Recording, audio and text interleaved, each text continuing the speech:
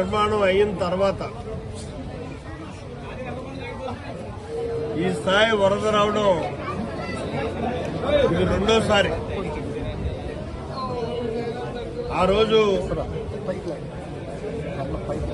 40,000 క్యూసెక్కులు inflow వస్తే ఈరోజు 45,000 క్యూసెక్కులు inflow వచ్చింది. ఆ కారణంగా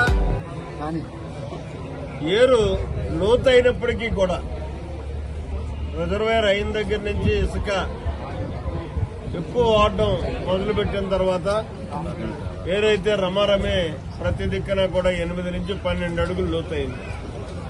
అయినప్పటికీ కూడా ఇవాళ చాలా తీవ్రమైనటువంటి నష్టం కిర్లంపూడి మండలంలో జరగడం జరిగింది.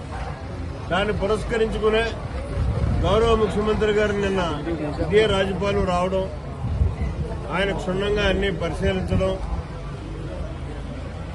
దీని మీద చాలా తీవ్రంగా స్పందించడం జరిగింది. ఎక్కడెక్కడైతే గొడ్లు పడుతున్నాయో అన్నింటినీ కూడా పరిశీలన చేసుకుని ముందస్తుగానే ఒక ప్రణాళిక తయారు చేసి ఆయనకి ఇవ్వడం జరిగింది. 25 కోట్ల రూపాయలు నిధులు గానీ మాకు సమకూర్చినట్టయితే ఈ వరద నివారణ కార్యక్రమానికి ఇక్కడ ఈ రకమైనటువంటి ఇబ్బంది లేకుండా ఉంటుందండి అని చెప్పేసి మేము కోరడం, దానికి కలెక్టర్ గారు కూడా నేను చెప్పిన దానికి సపోర్ట్ చేయడం, ఇమ్మీడియట్ గా నాకు మీరు ఆ రిపోర్ట్ తయారు చేసి పంపించండి, ఆ నిధులు ఇచ్చి ఇక్కడ ఇబ్బంది లేనటువంటి పరిస్థితి చేద్దామని చెప్పేసి అడగడమే కాకుండా పిఠాపురం దాకా వెళ్లాలంటే ఎంత కావాలని అడగడం జరిగింది. పిఠాపురం దాకా అన్నది పూర్తి స్థాయిలో నాకు అవగాహన లేదు.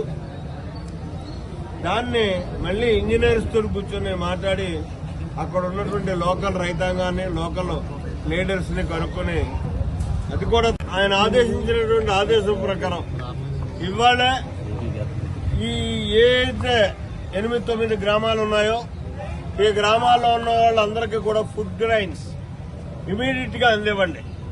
నిన్నటి కూడా గతంలో ఎప్పుడో లేదు, ఆయన ఆదేశించారు సీఎం గారు. మా గొప్పతనం కాదు ఇది, ట్రాక్టర్ల మీద ఇంటింటికి పట్టుకెళ్ళి ఇవ్వండి అని చెప్పేసి. అదే రకంగా ఇక్కడ నామినల్ గా ప్రారంభం అయితే నేను చేశాను. ఇప్పుడు మా నాయకులందరూ కలిసి ఇంటింటికి ట్రాక్టర్ మీద పట్టుకెళ్లే ఫుడ్ గ్రైన్స్ ఇవ్వడం జరుగుతుంది. అంటే ఆయన ఒక సిద్ధశుద్ధితోటి ఏలేరు రిజర్వాయర్ కి వరద ముంపు వల్ల ఇక్కడ ప్రజలు బాధపడకుండా ఉండేటటువంటి, పంట పొలాలు పాడవకుండా ఉండేటటువంటి స్థితి ఏర్పాటు చేయాలి అని చెప్పేసి ఉన్నాడు అని చెప్పడానికి ఇది ఒక నిదర్శనం. మరి ఈ రోజైతే ఒకటే ఆయన నిన్న ఆథరైజ్డ్ గా మన ఆర్డీఓ గారు